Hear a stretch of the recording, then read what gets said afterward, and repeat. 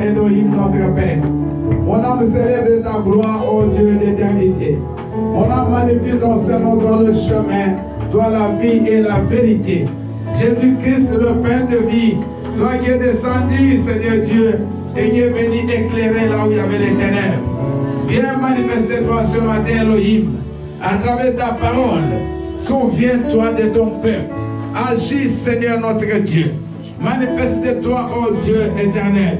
Laisse que la joie du Saint-Esprit remplisse nos cœurs et que la présence du Saint-Esprit remplisse ton peuple. Père éternel, donne-nous ta connaissance à travers ta parole. Car la Bible dit que mon peuple périt par manque de connaissance.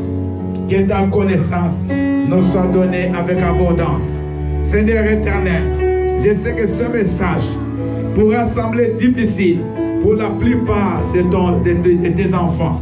C'est pour ça que je te prie que le Saint-Esprit nous éclaire, que le Saint-Esprit nous enseigne. Car la Bible dit, nul ne dira à son frère, connais le Seigneur, car l'onction vous enseignera toutes les choses. Que ton onction nous enseigne toutes les choses ce matin. Nous renversons toute connaissance qui s'élève au-dessus de la connaissance de l'Éternel.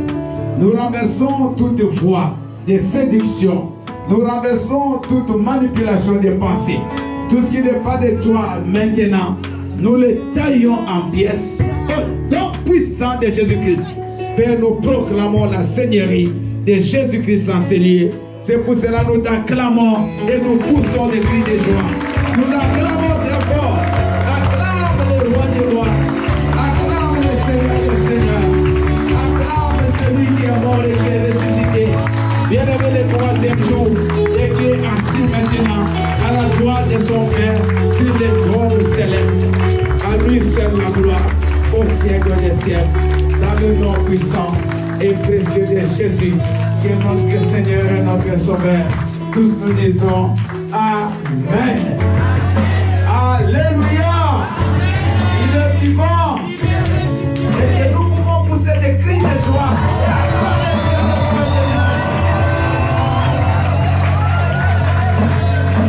Alléluia. Que le Seigneur soit loué. Je vous prie de vous asseoir.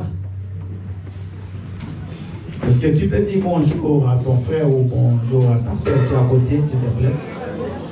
Tu peux aussi profiter pour lui demander son prénom. Peut-être que tu ne connais pas comment il s'appelle.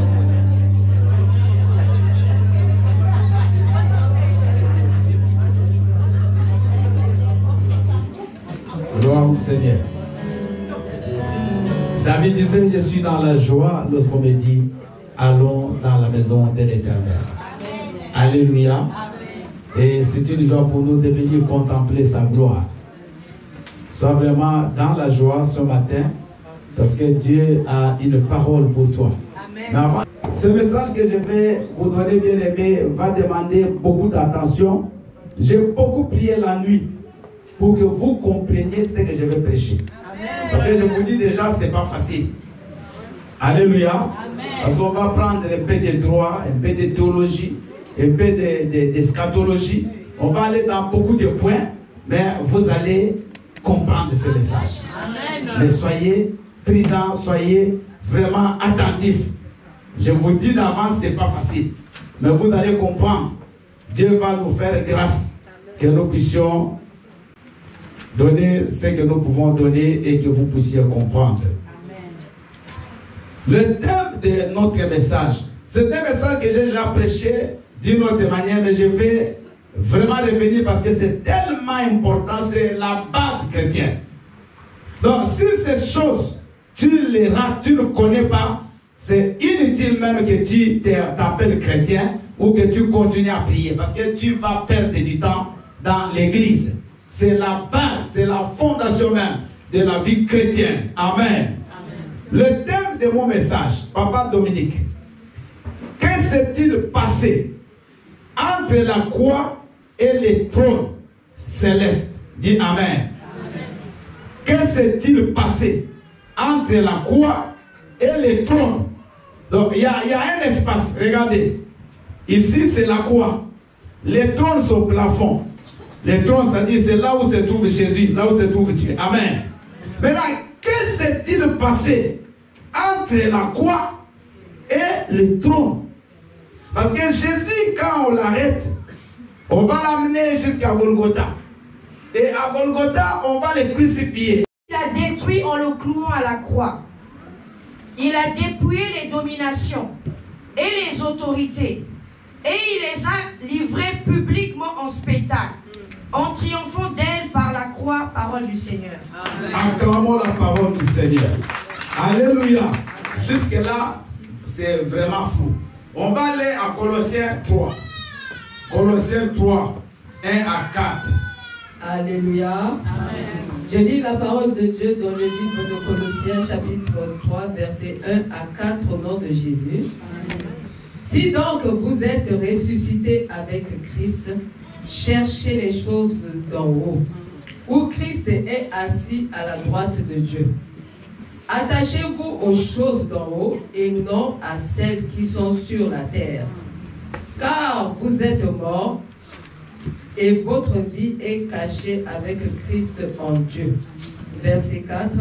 Quand Christ, votre vie, paraîtra, alors vous paraîtrez aussi avec lui dans la gloire. Parole du Seigneur. Acclamons la parole du Seigneur. Nous allons continuer avec Jean 3, 16. Pendant que maman Hortense est debout, elle va lire au micro et tous nous allons les dire dans notre bouche parce qu'on les connaît. Donc tous on va lire Jean 3, 16. Mais ça, vous n'allez pas ouvrir vos Bibles. Elle seule va ouvrir sa Bible. Parce que tout le monde connaît ces versets.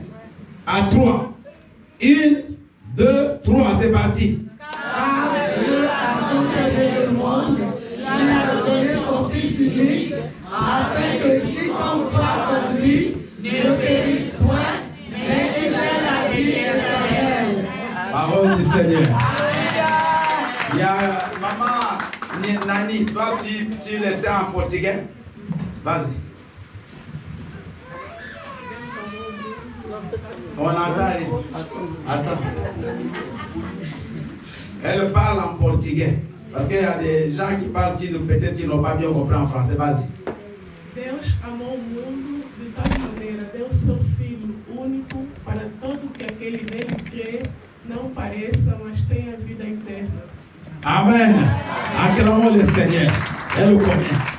Donc, ça c'est le verset que tout le monde doit.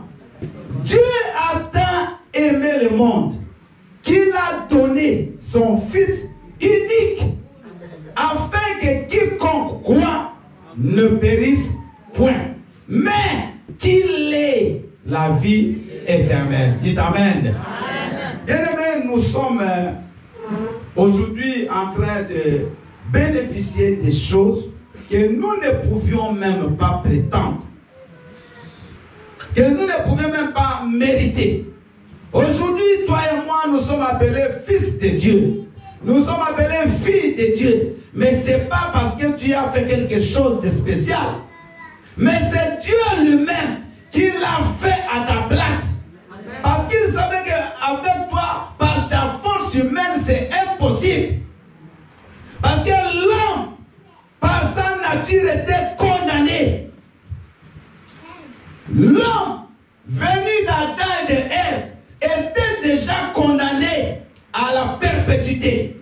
Parce que Dieu a créé l'homme pour que l'homme vive éternellement sur la terre. Pour que l'homme soit heureux. Pour que l'homme puisse bénéficier de tout ce que Dieu avait créé. Pour que l'homme domine. Pour que l'homme soit prospère. Pour que l'homme assujettisse. Pour que l'homme se multiplie. Mais Adam et Ève, par la séduction du serpent, par la voix qu'ils écoutent, par la distorsion du message ou de l'ordre de Dieu, ils vont commettre l'irréparable. Ils vont manger l'arbre, le fruit de l'arbre de la connaissance du bien et du mal. Pourtant, Dieu avait dit, les jours où vous en mangerez, vous mourrez. Vous mourrez certainement. Mais le diable est venu leur dire, vous n'allez pas mourir. C'est des mensonges. Au contraire, vous serez comme l'un d'eux. C'est-à-dire vous serez comme Dieu. Alléluia. Amen. Malheureusement, c'était la déchéance. C'était la perte de la position que l'homme avait. L'homme qui dominait, l'homme qui était au-dessus des animaux, devient sous les animaux, en dessous. Les animaux commencent à poursuivre l'homme, les lions, qu'on peut manger l'homme. L'homme qui avait bien aimé tout ce que Dieu avait fait, l'homme a tout perdu. Mais qu'est-ce qui s'est passé spirituellement? L'homme, par ce fait, a signé comme une convention avec le diable. Il a cédé ce que Dieu lui avait donné. Il a cédé cela au diable, à Lucifer. L'homme a perdu la position qu'il avait. Il a perdu la grâce qu'il avait. Et il a donné cela au diable. Parce qu'on va voir, ce thème va revenir dans Colossiens, l'acte dont l'ordonnance nous condamnait. Un acte dans les termes juridiques, c'est une convention qui est passée entre deux ou plusieurs personnes. Il y a des juristes ici. Alléluia. Un acte, quand on parle d'un acte, c'est-à-dire c'est une convention. Par exemple, tu achètes une maison, tu achètes un véhicule, donc vous allez passer un acte avec le vendeur. Cet acte-là, ça peut être une vente, ça peut être une acquisition, tout ça, mais il y a une signature qui se fera entre toi et la personne qui t'a vendu. Amen. Amen. Donc, spirituellement, l'homme a cédé toute la position, toutes les grâces et les bénédictions que Dieu lui avait accordées. Il a cédé ça au diable. Et par ce fait, il a signé, il a passé un acte. On va voir ça plus tard. Amen.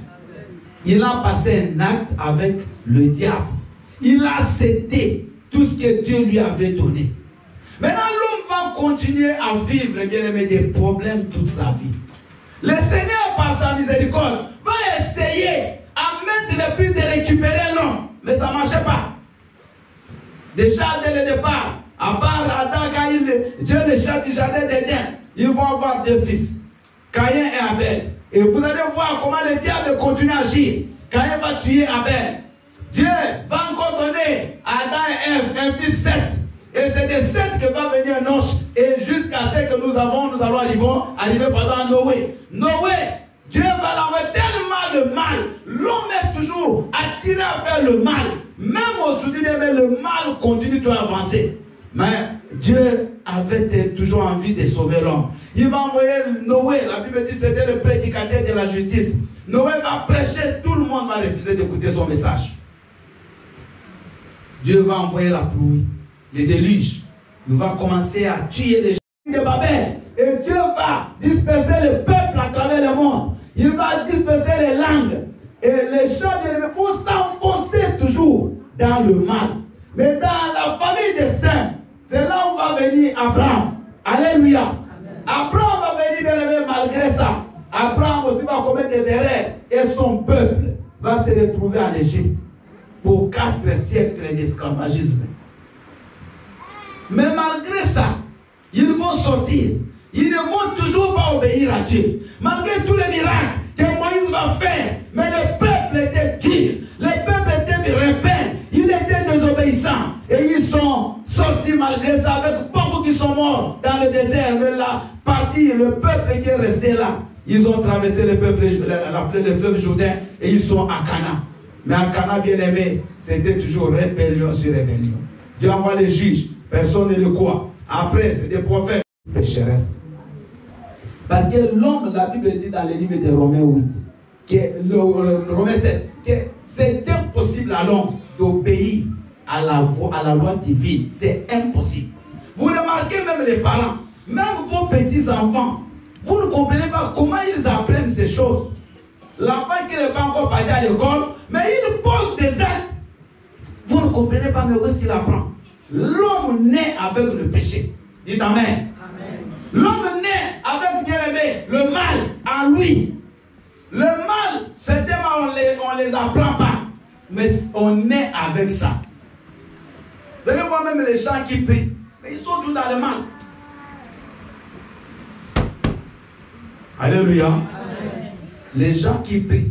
Mais ils sont toujours Les gens qui prient, ils se critiquent.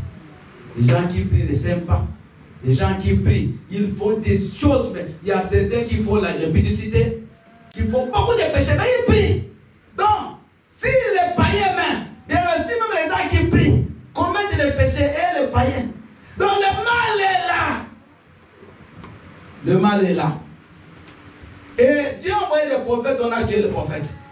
À la fin, Dieu va décider de descendre de lui-même. Alléluia. Amen. La Bible dit au commencement était la parole était avec Dieu, la parole était Dieu. Elle est venue, elle a habité parmi les siens. Mais les siens ne l'ont pas reçu, mais à ceux, nous sommes dans Jean 1,12, à ceux qui l'ont reçu, à ceux qui croient en son nom, il leur a donné le pouvoir de devenir enfants, lesquels sont nés non de la volonté de la chair ni du sang, mais de la volonté de l'Esprit de Dieu lui-même. Alléluia. Amen. Jésus a compris que ces gens ne seront pas sauvés. Que les prophètes aussi, comme ils sont eux-mêmes des personnes avec des faiblesses, ils ne seront rien faire. Il faut que je vienne. Et la parole est devenue chair. Amen. Jésus a pris le corps. La parole qui est Dieu a pris le corps humain. Mais malgré que Jésus, lui, Dieu vient, les gens ne le croient pas.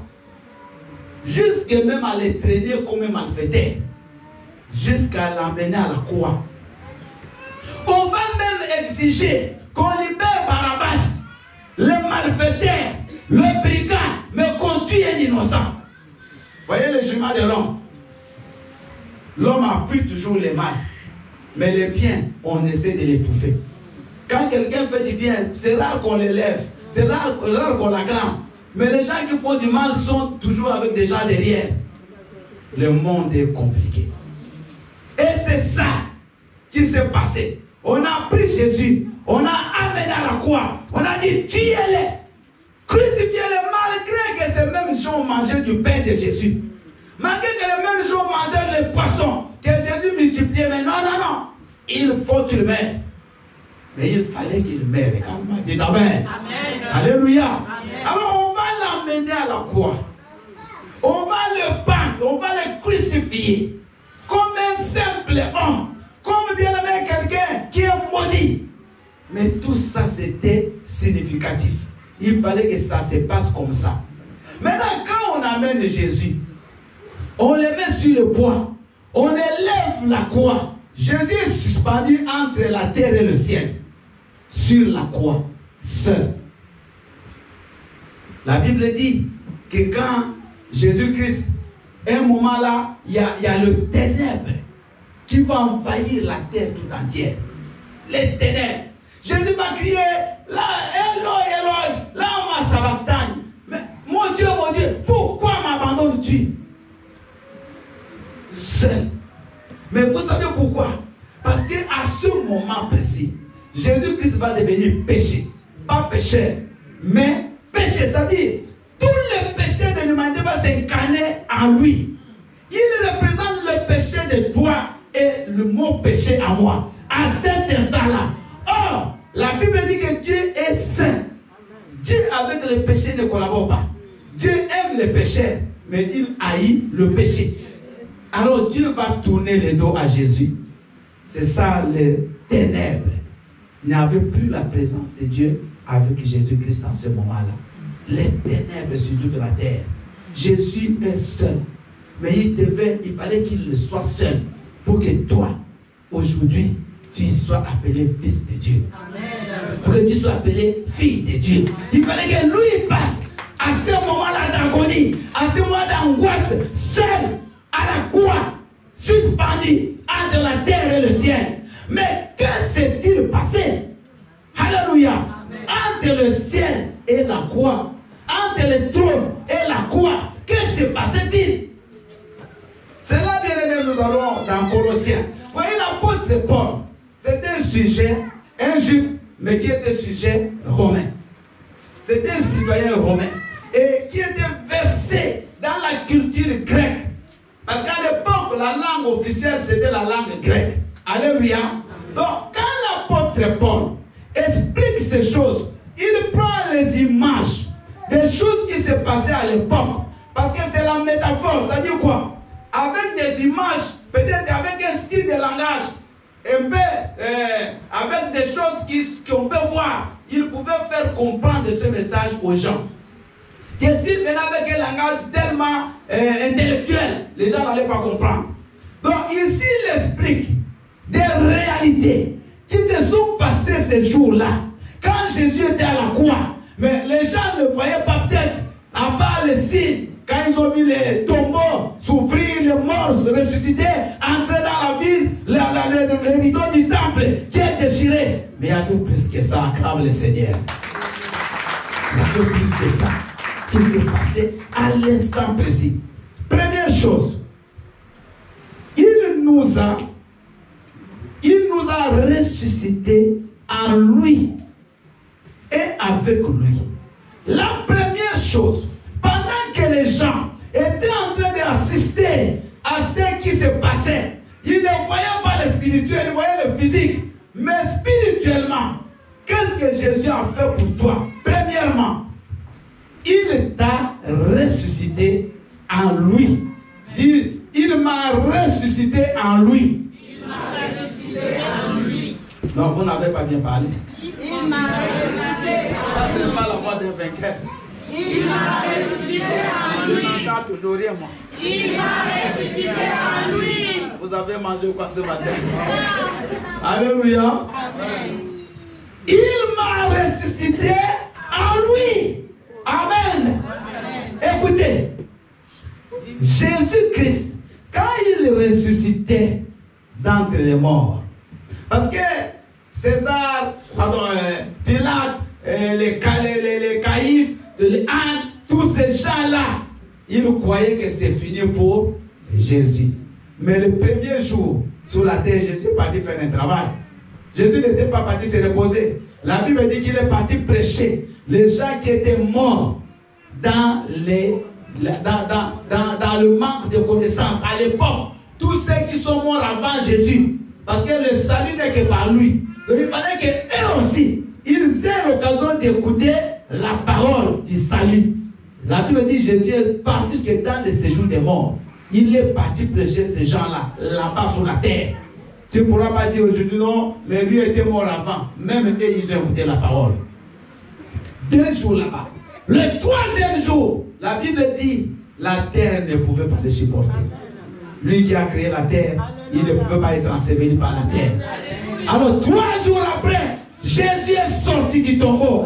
Et pour ça, il va dire à Marie, mais pourquoi cherchez-vous le vivant parmi les morts? C'est lui que vous avez enterré, il est déjà ressuscité. Mais ça ne suffit pas là. La Bible dit, il nous a ressuscité. Ça dit quoi? Que quand Jésus sortait du tombeau, toi, tu étais en lui. Oh non, vous ne comprenez pas. Vous ne comprenez pas. Il n'est pas sorti seul, mais il est sorti avec toi.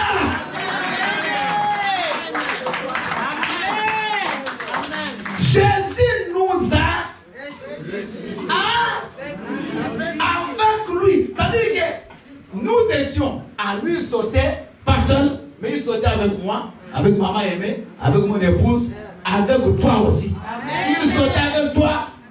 Tu étais en lui, mais il est parti avec, tu es parti avec lui. Tu es parti avec lui.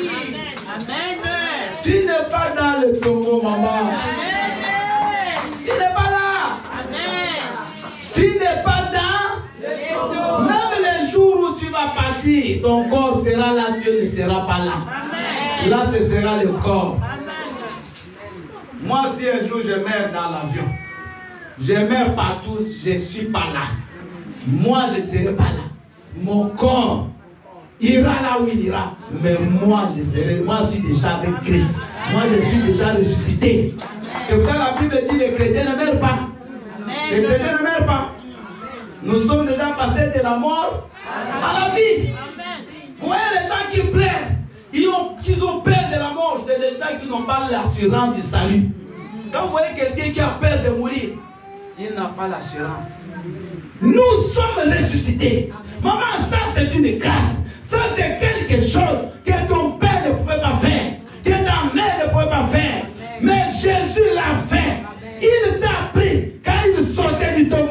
il sortait avec toi. Il sortait avec moi. Quelle joie! Je suis ressuscité. Maintenant, même si je suis encore dans mon corps, mais spirituellement, je suis ressuscité. Essayez de ressusciter ce matin.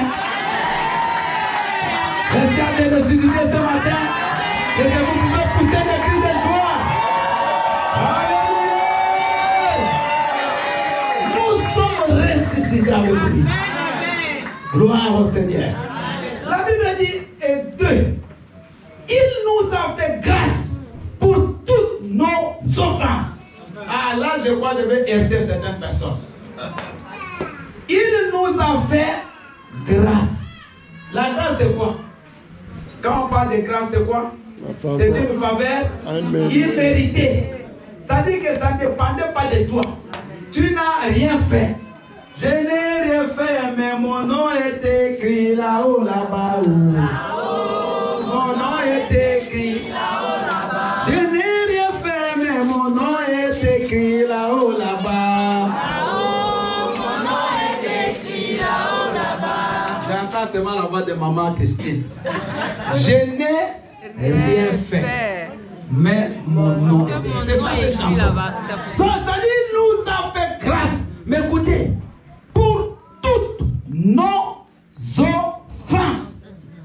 Moi, des fois, ça me fait mal de voir des gens, le péché, il a confessé il y a 20 ans, il confesse le même péché. Il y a des gens qui croient que rien n'a été pardonné. Il y a des gens qui peut-être font un peu de différence. Ils disent, bon, le péché là, j'avais insulté quelqu'un, c'est bon, mais celui-là d'avortement, c'est pas pardonné. Mais la Bible dit, nous avons un mot là très important. Toutes, c'est un adverbe, hein, je crois. Oui, de quantité. Il nous a fait grâce pour toutes nos offenses. Ça dit, il n'y a pas d'exception. Même si tu avais mal tué quelqu'un, tu l'as enterré jusqu'à aujourd'hui, personne ne le connaît. Mais quand tu as demandé pardon, il a fait quoi? Il a pardonné. Donc tu n'as aucun péché que Dieu ne pouvait pas pardonner. Amen.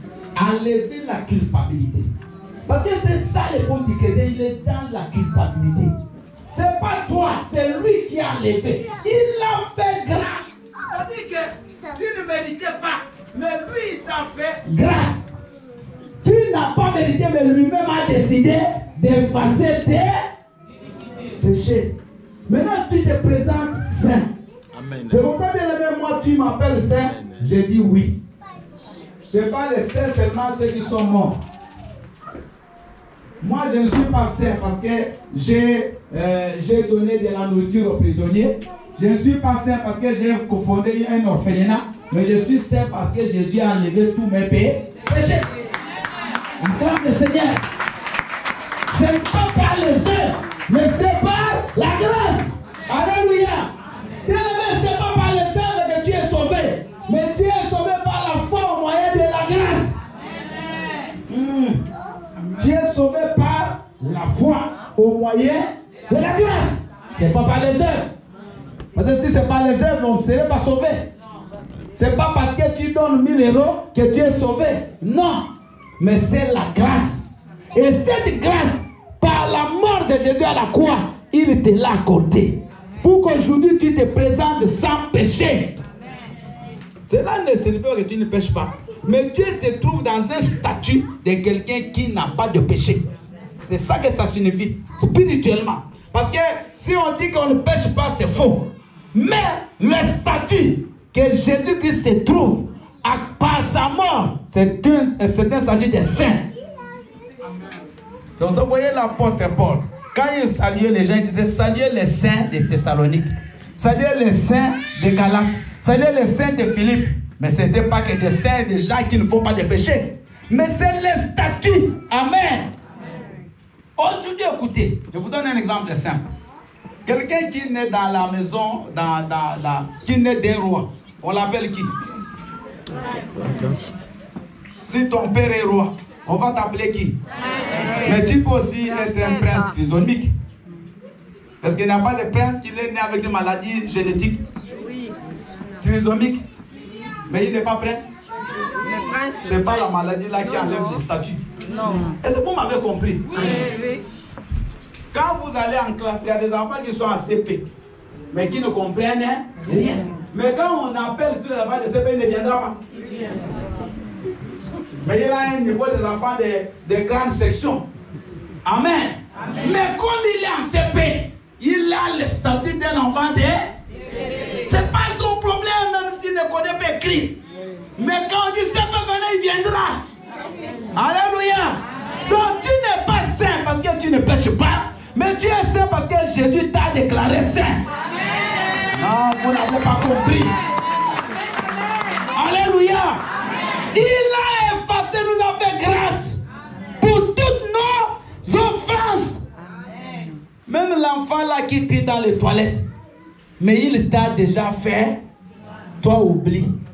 C'est ça le problème. Tu dois oublier ton passé. Parce que sinon, le passé là va te ronger. Ça va te détruire. Ça va t'empêcher d'avancer avec Jésus. Parce qu'il savait que tu ne pouvais pas te sauver seul. C'était impossible. C'est pour ça lui-même a pris ta place. Il a pris ma place.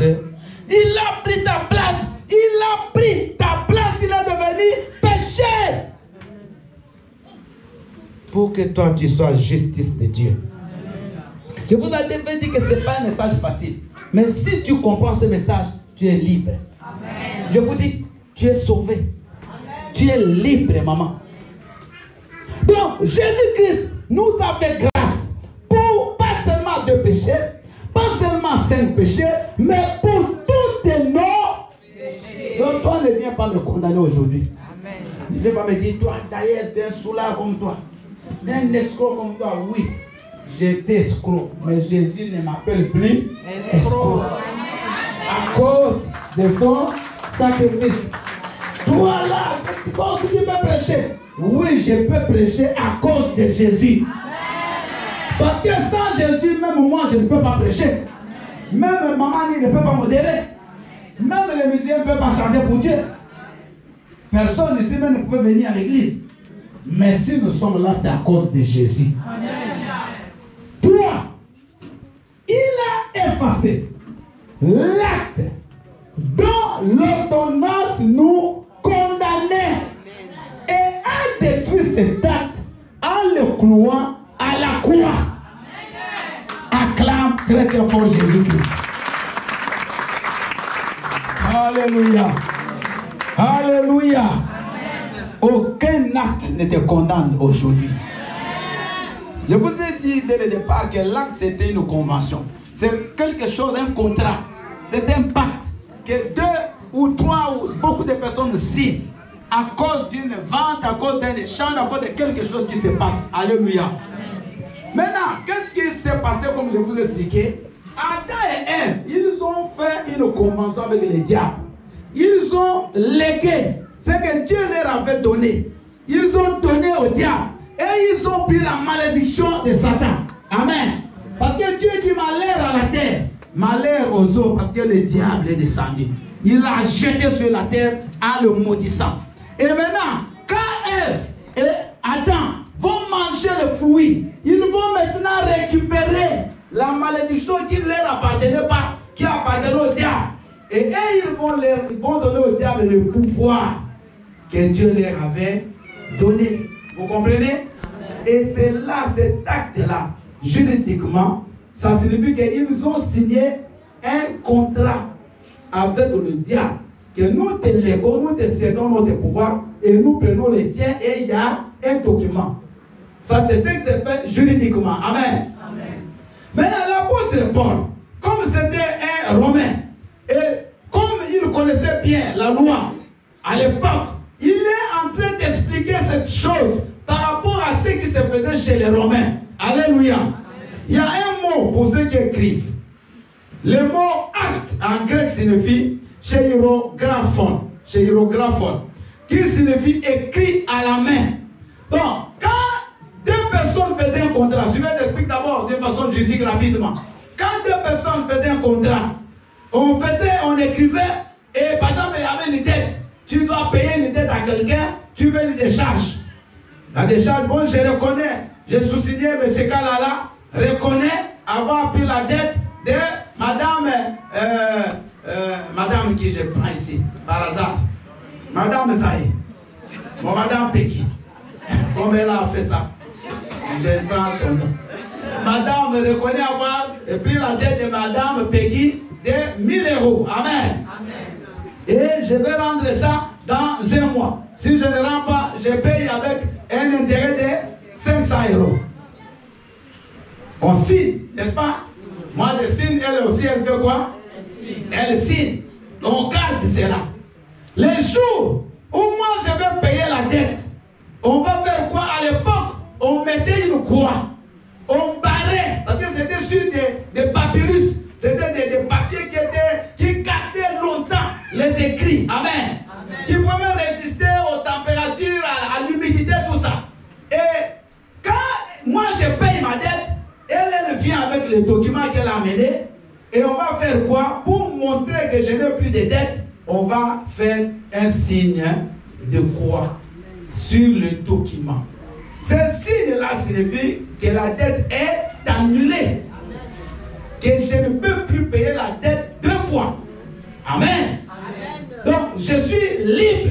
Je n'ai plus de dette. Maintenant, la Bible dit, il a effacé l'acte, donc les documents que le diable a signé spirituellement avec Adam et Ève. Et cet acte-là nous condamnait. Alléluia.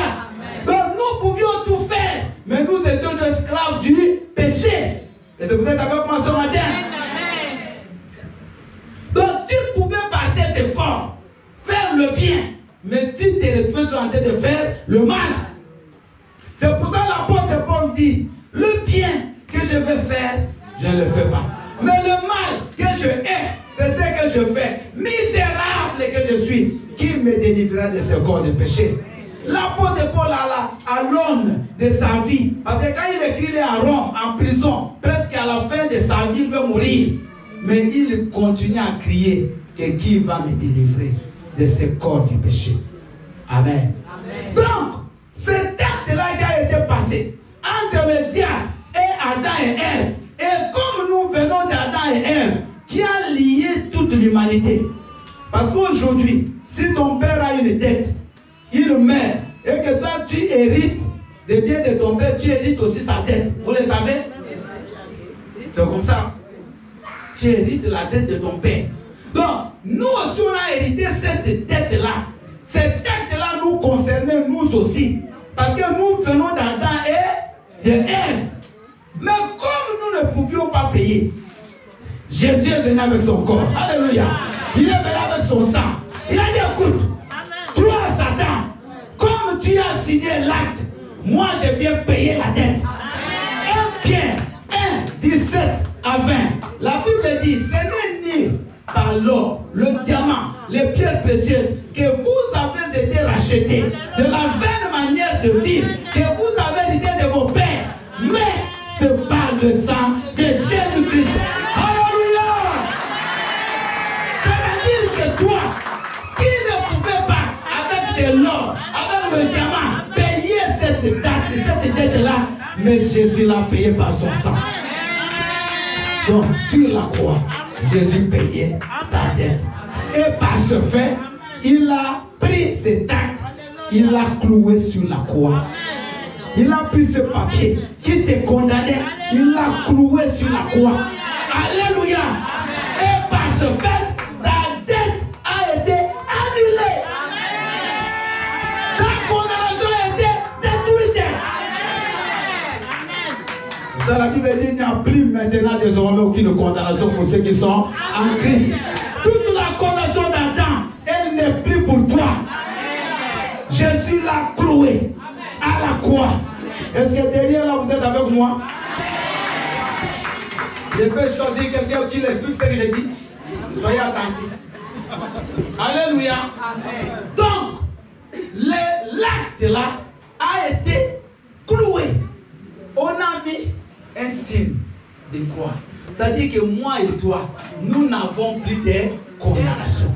Et il y a une ordonnance. Les ordonnances, parce que tout acte est une ordonnance qui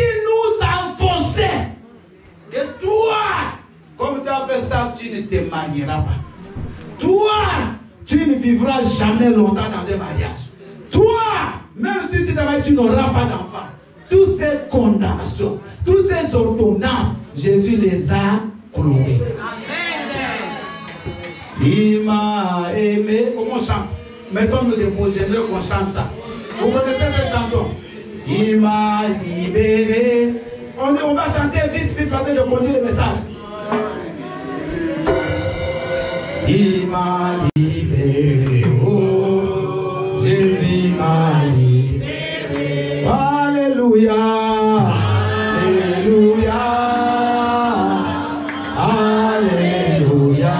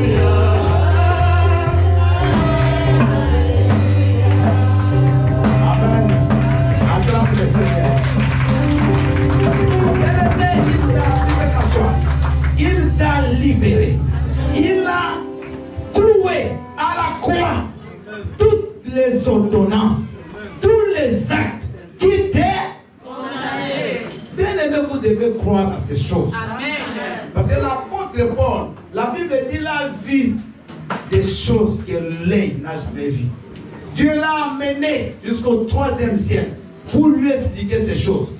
Tout ce qui était caché dans la Bible, suivez-moi, tout ce qui était caché. Parce que Moïse, regardez, quand Moïse descend de la montagne, il a quoi en main? Dieu lui donne quoi? Les tables de quoi? De la loi. Amen. Donc les commandements, la vie même de Dieu, c'est-à-dire Dieu lui-même. Vous voyez? Parce que la loi c'est Dieu. Donc Moïse descend avec les tables. Mais la Bible dit, la gloire de Dieu était tellement forte sur Moïse. Le peuple a dit quoi? Moïse, on ne peut pas te regarder. Tellement il y a la gloire. Et Moïse a pris un voile. Il va mettre sur lui. Donc les gens étaient maintenant empêchés de voir la gloire de Dieu. D'entrer dans la connaissance des merveilles, des choses cachées de l'Éternel. Parce que Moïse avait mis un voile. Mais Dieu, par Paul, il m'a amené l'apôtre Paul au 3e siècle. La Bible qu'il a dit qu'il m'a donné à moi, l'avorton, le plus petit des apôtres, de voir, de comprendre, d'écouter des choses que nul n'a jamais vues. Et Dieu a expliqué à Paul qu'est-ce qui s'est passé à la croix. Donc quand Paul explique, c'est l'explication qui vient de Dieu lui-même. Et c'est ce que je vous dis ce matin. Qu'il a effacé l'acte qui te condamnait. Autant condamné maman à la médiocrité, c'est effacé. Autant condamné au plaie, c'est effacé. Autant condamné maman au célibat, c'est effacé. Je voudrais dire à une fille ici que tu n'es plus célibataire. Je voudrais dire à une personne, on lui a dit que tu seras stérile, que tu n'es pas stérile. J'aimerais dire à une personne, on a dit que tu seras pauvre et que tu ne seras pas pauvre.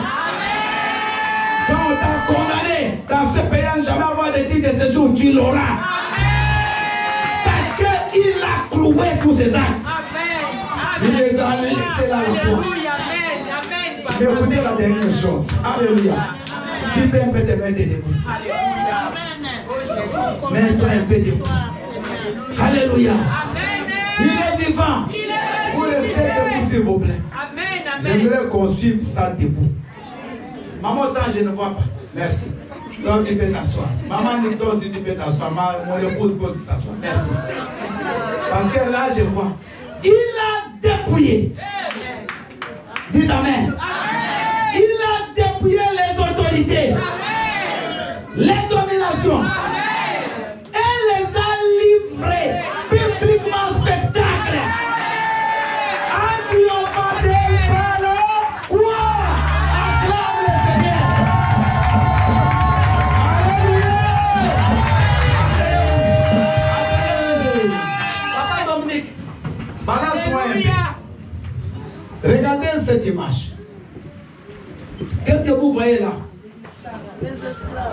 Non, c'est des militaires qui sont des soldats romains. Ils sont comment? Enchaînés, non? Vous voyez, il y a une chaîne qui passe sur tout le monde. Vous voyez cette chaîne-là? Pour ceux qui peuvent voir, il y a une chaîne qui passe sur tout le monde. Donc ils sont attachés, il y a aussi des chaînes dans les bras. Amen. Amen. Maintenant, à la croix, regardez maintenant. Vous pouvez regarder là, moi j'explique. Qu'est-ce qui s'est passé exactement à la croix? Après avoir troué, après avoir déchiré tous ces ordonnances, tous ces actes, maintenant Jésus va s'attaquer aux démons. Amen. Amen. Donc quand il était à la croix, parce que chez les Romains, qu'est-ce qui s'est passé exactement? Quand un colonel romain, avec la troupe, il allait faire la guerre à un peuple, à un royaume ennemi, et qu'il gagnait la bataille, qu'il gagnait la guerre, on prenait tous les soldats qui sont vaincus avec tout ce qu'ils possédaient et on les emmenait à Rome. Alors, on les prenait, il y a un jour, on faisait une grande cérémonie, une grande fête pour triompher, pour chanter la gloire, pour manifester leur victoire sur les royaumes ennemis. Et ce jour-là, le colonel qui avait conduit les troupes à la guerre, on lui mettait un trône, une chaise en hauteur. On prenait maintenant le chef de notre armée et on les couchait, regardez, on les couchait sous les pieds du colonel romain. Amen. Donc il prenait ses jambes et il posait ça sur les colonels de l'autre camp qui est vaincu. Pendant qu'il a ses jambes là-bas, tous les autres soldats, ils sont enchaînés comme ça. Amen. Maintenant ils vont faire un défilé. Quand il passe, il y a un officier qui va commencer à les dépouiller. C'est-à-dire qu'il va enlever tout ce qu'ils ont.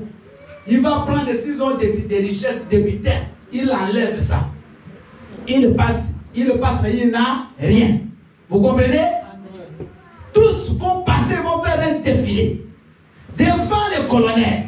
Quand le défilé passe, on va maintenant prendre le colonel qui a gagné la guerre, on va lui donner un grade supérieur. Donc s'il était colonel, on va lui donner les galons de général. Maintenant, qu'est-ce qui s'est passé spirituellement? Quand Jésus était à la croix, la Bible dit il a triomphé d'eux publiquement. Il les a d'abord dépouillés. Donc tous les démons sont passés devant Jésus. Jésus était à la croix. Alléluia. Ils passaient l'un après. Parce que les démons ont un nombre limité. Que personne ne vous trompe. Les démons ne sont pas illimités. Vous ne savez pas. C'est un tiers qui est tombé, mais 2 tiers des anges sont restés avec Dieu. Amen. Donc tous, sans exception, sont passés là. Le diable lui-même était où? Leur chef c'est qui? Lucifer. Il était sous les pieds de qui? De Jésus. Alléluia. Il était là. Jésus était à la croix, les gens voyaient qu'il est fini. Oh! Il y a des choses qui se passaient dans le monde spirituel. Il était là sur le trône et le diable était sous ses pieds. Maintenant, tous passer l'un après l'autre. Quand ils passent, on les dépouille. Ils passent, on les dépouille. Donc ils passent là-bas, il n'a plus rien. La Bible dit la triomphé Dieu. À la quoi il les a livrés publiquement en spectacle. Donc c'est une grande assemblée parce que les anges de Dieu étaient là. Mais c'est que tu oublies, toi aussi, tu étais là. Oh, la Bible dit que nous sommes ressuscités avec lui. Et nous sommes assis où? Oh Jésus. Donc bien aimé, tout ce qui se passait, tu étais en Christ. Donc tu étais là avec Jésus. Et tous les démons passaient. Tu le voyais. Toi, tu es pas vainqueur. Tu es plus qu'un. Acclame le Seigneur.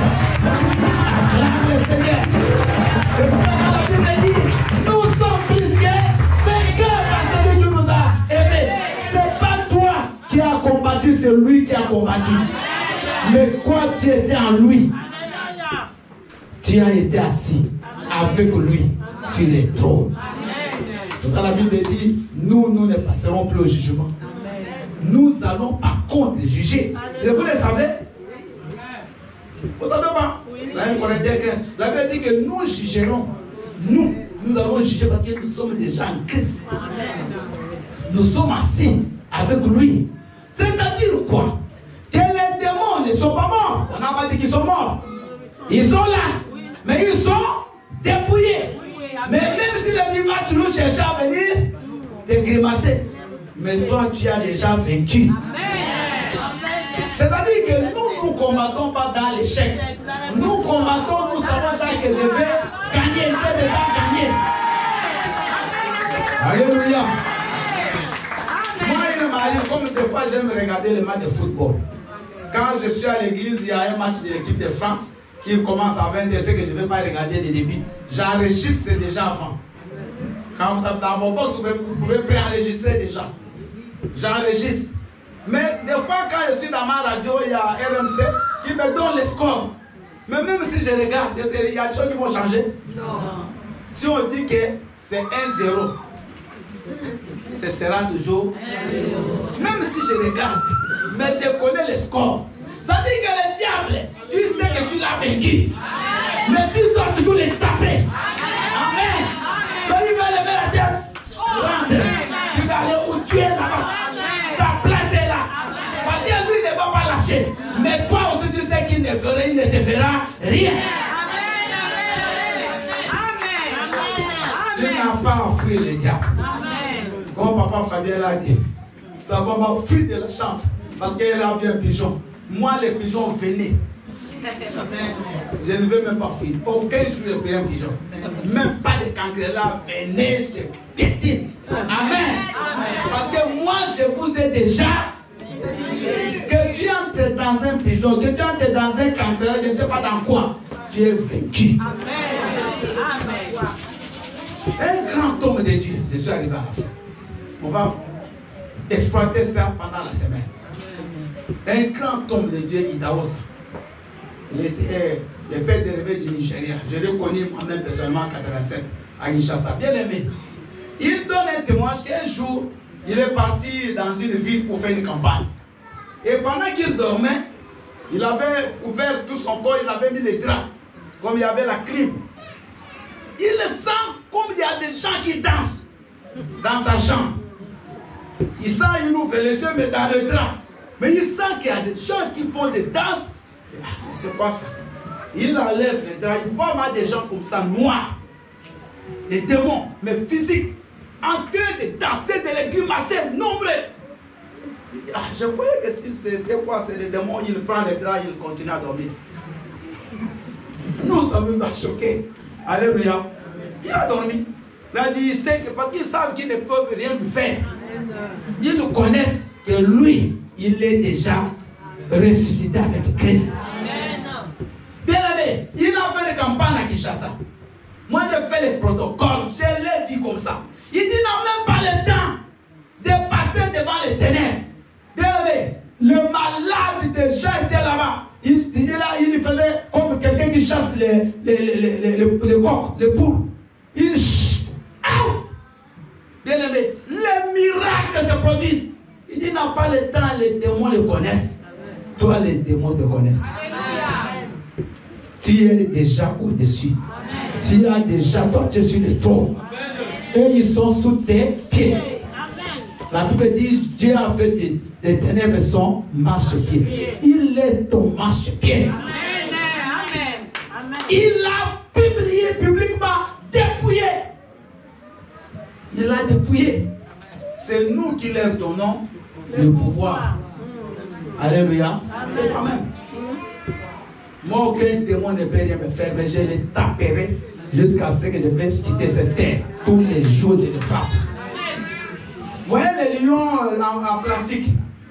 Il y a des enfants qui ont des jouets. Et en plastique, un serpent. Ils peuvent même venir.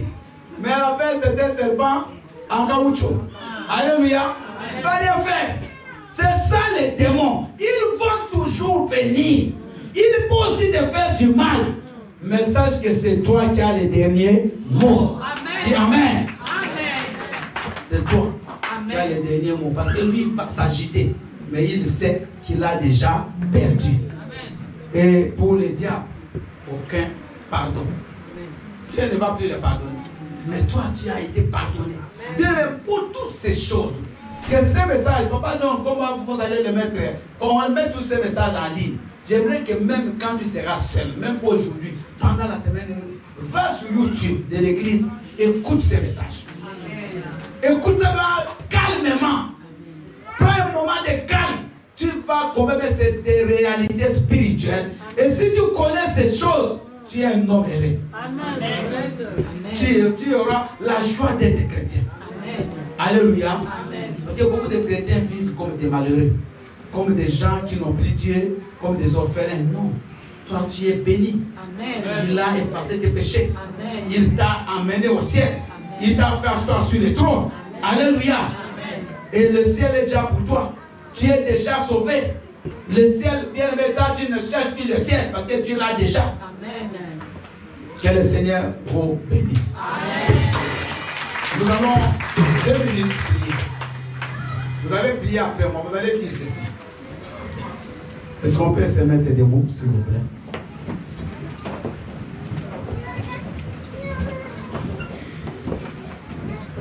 Vous avez vos yeux fermés.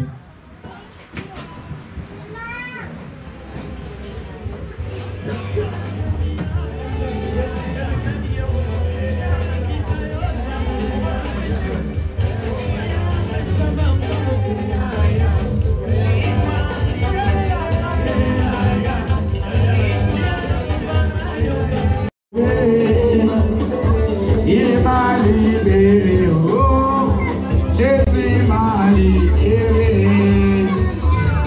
Alléluia, Alléluia,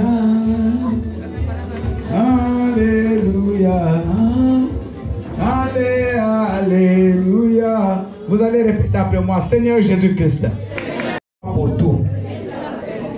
C'est pour cela, ô Père, que ce message me soit donné et que mes yeux s'ouvrent pour comprendre toutes ces merveilles que tu as faites pour ma vie. Seigneur Jésus, que je vive, les ténèbres ont été vaincus et tous les démons ont été dépouillés à cause de la grâce qui a coulé par la mort de Jésus. Aujourd'hui, moi, Bill Kalala, je suis bénéficié au nom de Jésus-Christ. Amen. Que le Seigneur vous bénisse. Merci beaucoup.